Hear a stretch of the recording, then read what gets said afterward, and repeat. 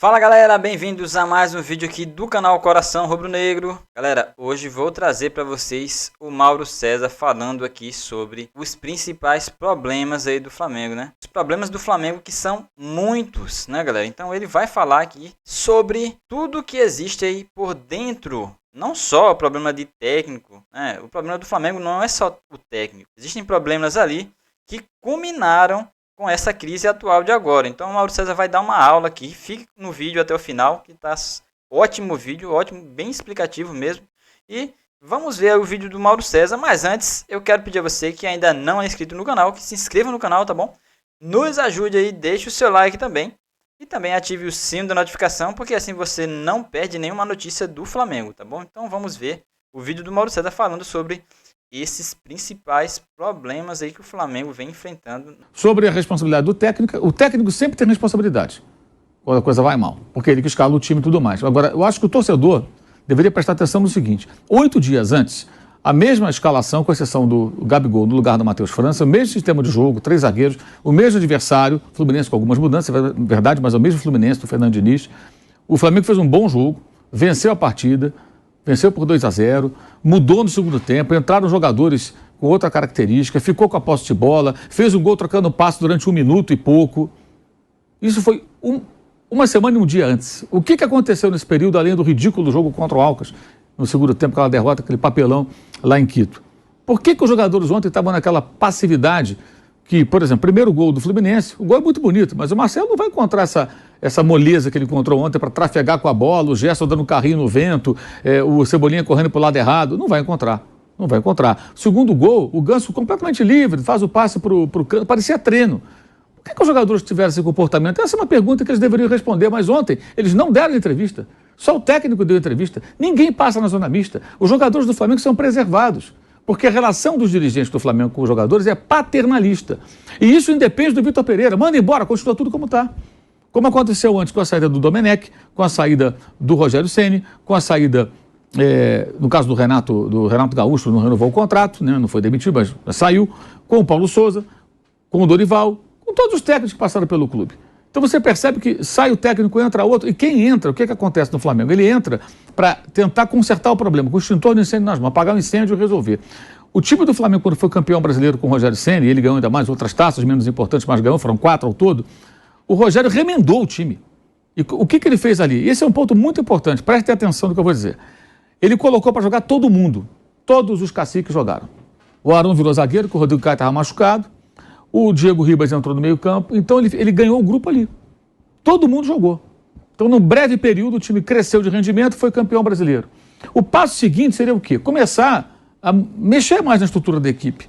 Você precisa ter outras formas de jogar, você tem que estimular a disputa por posições quando tem um elenco mais farto, você tem que saber jogar de diferentes maneiras, e isso demanda tempo, trabalho e autonomia.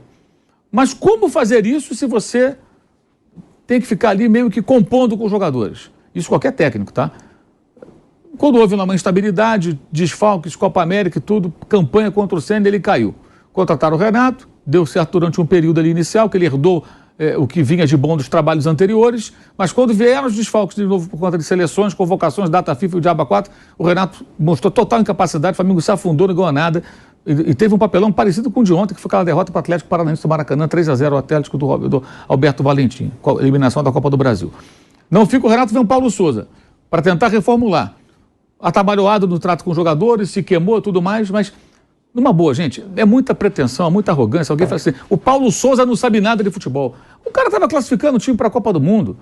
Aliás, agora ele está treinando um pequeno time na Itália, a Salernitana.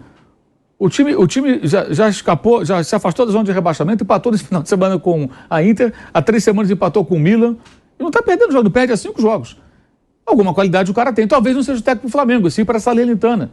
Pode ser um erro aí, já fez bons trabalhos em times menores que o Flamengo no patamar, proporcionalmente falando.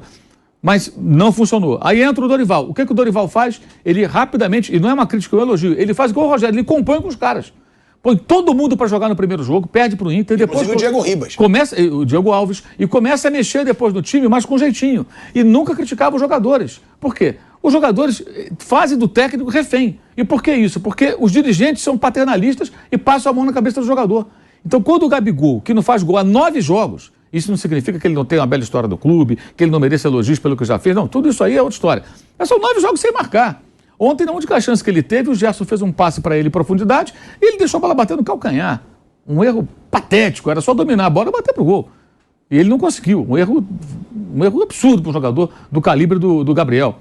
E quando ele sai e dá aquela entrevista semana passada, meio que justificando por que ele estava na reserva, você já percebe que os jogadores fazem o que eles querem. Dá entrevista quando quer, para na zona mista quando quer, fala o que lhe é conveniente. Seja para o bem do grupo ou para o bem próprio. E isso acontece por quê? Porque os dirigentes são paternalistas. Então, ao mesmo tempo, é engraçado que parte da torcida pede profissionalismo com a saída do Braz. Ok, tira o Braz, eu não sou contra, não.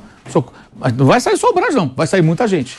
Se você contratar um profissional, um cara realmente bom, eu não sei quem é esse cara que eles vão encontrar, mas se você achar esse cara, colocar ali, ele, quando olhar ali para dentro, aquela estrutura viciada, ele vai demitir muita gente, vai colocar outras pessoas no lugar. Que estrutura é essa, Mauro? Uma estrutura que tem 3 gerentes, uma série de profissionais ali dentro.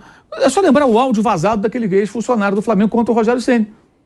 Por que havia tanto incômodo com o Rogério Ceni? Não era dos jogadores. O que será que ele fazia? Será que ele cobrava muito profissionalismo dos caras? Porque o cara é workaholic, né? E eu sempre gosto de lembrar, o Rogério Ceni do Flamengo não é o de São Paulo, não. O do São Paulo fez um trabalho muito questionável. Merecedor de crítica. Mas no Flamengo ele fez um trabalho bom. Ele conseguiu remendar o time. E ele tinha condições de dar passos adiante. Não permitiram. A estrutura devorou o cara. E agora está acontecendo de novo, independentemente dos erros do Vitor Pereira. Então, olhar só para o técnico é um erro que se repete.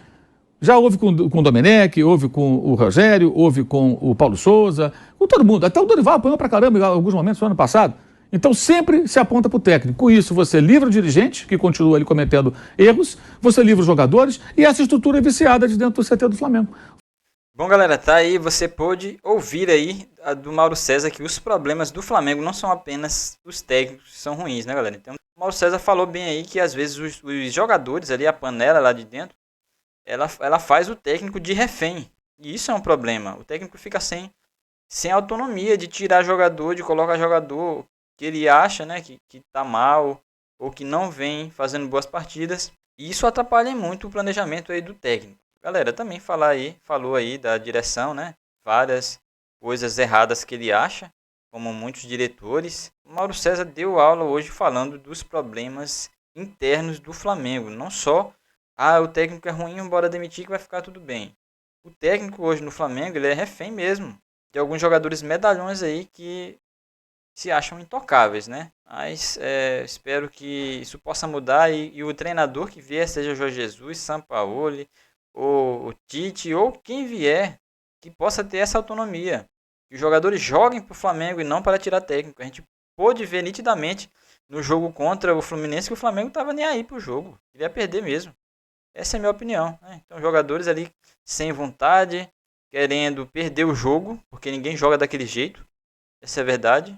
Faltou garra, faltou coragem dos jogadores, faltou empenho dos jogadores. Cara, faltou tudo naquele jogo ali contra o Fluminense. Mas enfim, peço a você que se inscreva no canal, tá bom? Deixe o seu like e também ative o sino da notificação para não perder nenhuma notícia do Mengão. Então até o nosso próximo vídeo aqui no canal Coração Rubro Negro.